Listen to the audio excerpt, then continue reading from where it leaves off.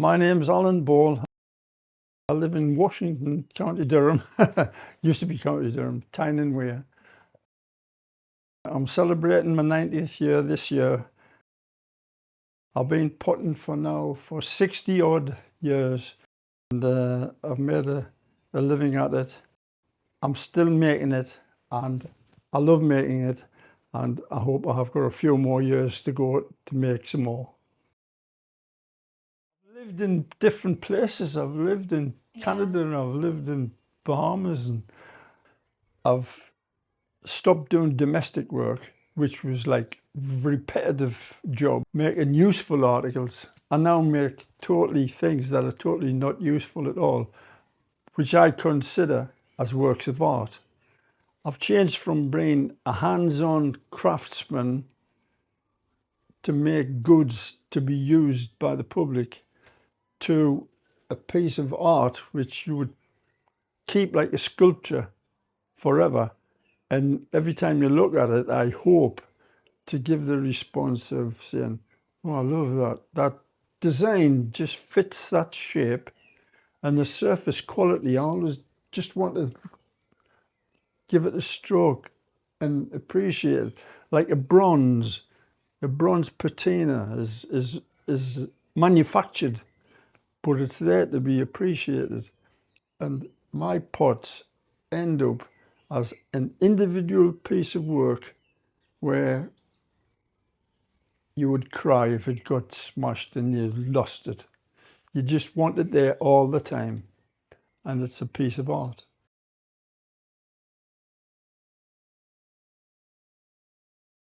Clay is a versatile stuff. It costs nothing. You dig it out of the ground, and yet it can. It's used. People don't understand. They don't realise how much ceramics is in the world. The material around the house. You know, you got bricks, houses built with it, tiles built with it. And you go in the kitchen, all your plates, your crockery, and you go to museums and it's full of ceramics. And the ceramics is a great thing for history, because the beauty about it is it doesn't deteriorate. Clay is malleable, but once you put it through the system of firing it, it changes molecular structure and it cannot be dissolved. Acid doesn't touch it. They use it on spaceships, and it's such a powerful part of the planet. It's just unbelievable. The interest in clay, it was just automatic, really. It was so plastic, and the oldness of it, and it seems to me is a very natural thing, really natural. I just fell in love with clay. The finished article is a surface which has been burnished when it's leather hard, so that the pot itself is shiny. Now, to do a naked raku or a sacrificial raku glaze,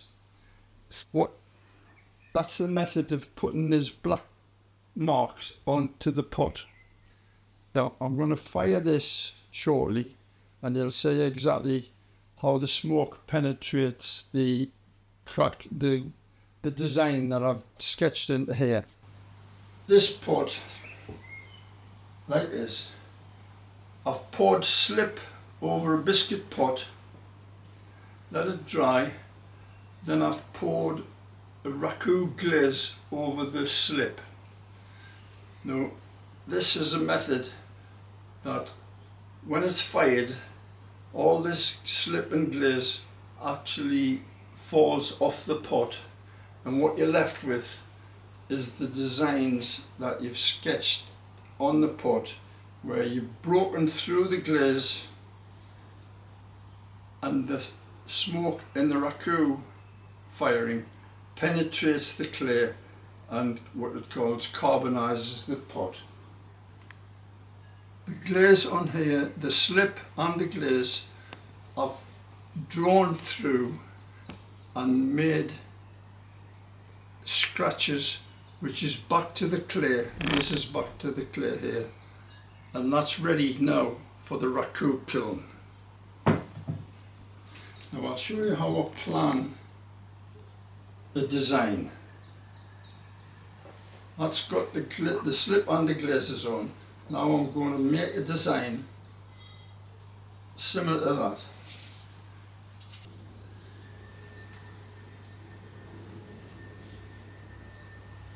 This is Indian ink. It all burns away, it burns away in the firing, but it's a nice gentle way. I don't mark the pot at all with a pencil or disturb. I don't want to disturb the surface of the glazes. I'll disturb that later when I put the design on. The design is to make some black spiky marks on here. So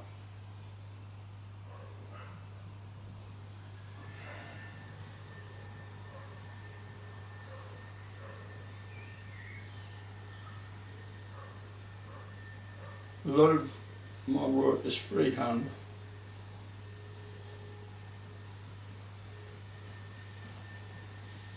The design is planned from the shape of the pot. So the form of the pot, the shape, that's where I do the geometric design, which I think suits the shape of the pot. This is a tool, it's just a metal nail which I've sharpened.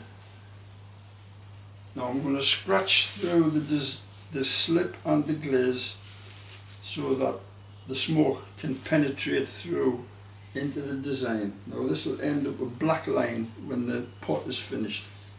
So you can see I scratch through like that. So you've got to be confident when you're doing this sort of thing.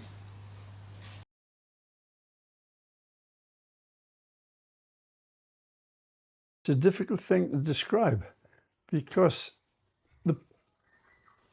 it's simple to me because I just do it rote work. But the shadow raku simply is a pot which doesn't have a glaze on it. The basic pot has been burnished till the clay itself is shiny. And on top of that burnished surface is put a design which is put on by the fire of a raku system. And there's only one way to do that. You've got to put a glaze on it, but to prevent that glaze from sticking to the pot, you've got to put a slip underneath, which when fired to raku temperature, it doesn't fire. Therefore, it doesn't let the glaze stick to the pot. So you use that as a medium to decorate the pot, and it lends itself to a wonderful thing. It gives you like a canvas. After the clay and glaze is applied to a biscuit pot, it's like a canvas. You can scratch on it, you can chip at it, you can smudge it, you can weaken it, and then when you fire it, all those marks that you've decided to put on there, whether accidental or deliberate, ends up on the surface of this polished pot. And you use that in your creative ability to decide how you're going to decorate that pot.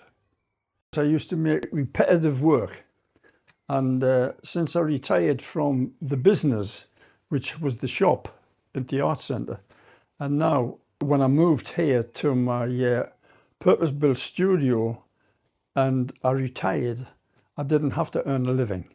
Just did exactly what I wanted to do. Things just come to me.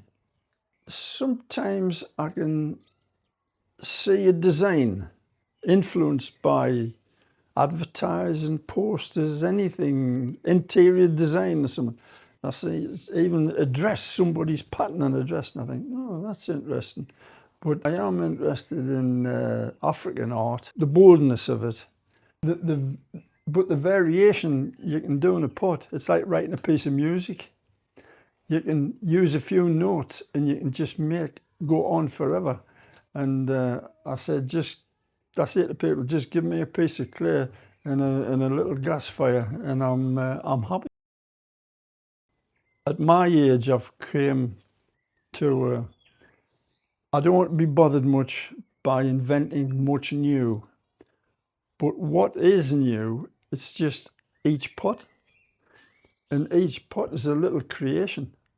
And I love nothing better than getting up in the morning, coming in here, throw a pot without a thought of how it's going to end, and I can start a process. You throw a pot, it's got to dry, it's got to be finished off, turned, the form's got to be right. And then after that, I can line them up, I can say, I can work out a design for one particular shape, and I get started on that. And it's all self-absorbing, and it's just, it gives me satisfaction, and I'll be honest, I can't stop making them. And the exhibition is to represent of my 90th year, and I'm still making it with the same interest and enthusiasm as I was at the beginning. So why stop now?